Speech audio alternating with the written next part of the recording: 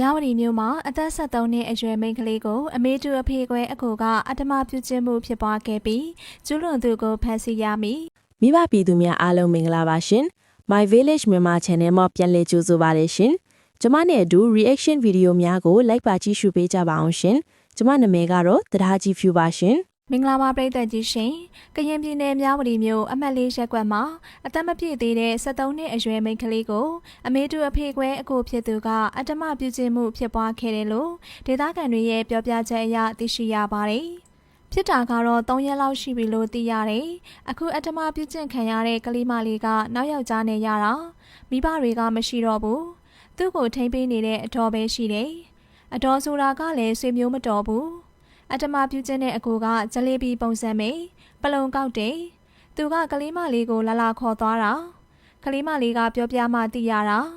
အတ္တမပြုတာ3ချိန်ရှိပြီဖြစ်တယ်လို့ကလေးမလေးကပြောတယ်ကလေးမလေးကကြောင်းမနေတော့ဘူးပြီးတော့အတက်ယောဂလည်းရှိတော့တက်တဲ့အခါအသိစိတ်လွတ်တက်တယ်လို့လည်းသိရတယ်သူတို့ကသုတ်တန်နာမှာနေကြတာလို့ဖြစ်စဉ်ကိုသိရှိတဲ့ဒေသခံတအူးကပြောပြထားပါတယ်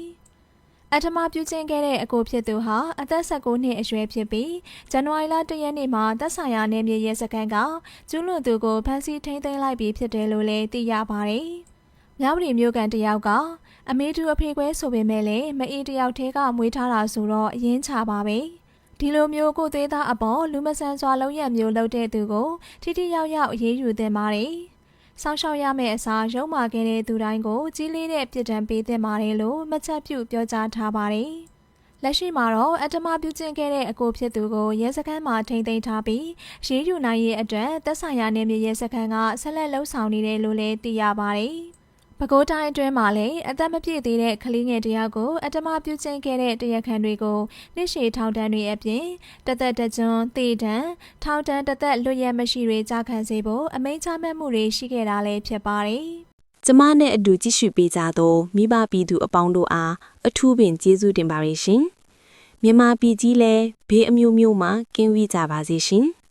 နောက်ထပ်အခုလိုအစီအစဉ်လေးတွေကိုမလွတ်တမ်းထပ်မံကြည့်ရှုဖို့ရန်အတွက်ကျမတို့ရဲ့ My Village မြန်မာ Channel လေးကို Like and Subscribe လေးနှိပ်ပေးခဲ့ကြပါအောင်ရှင်အားလုံးကိုကျေးဇူးတင်ပါတယ်ရှင်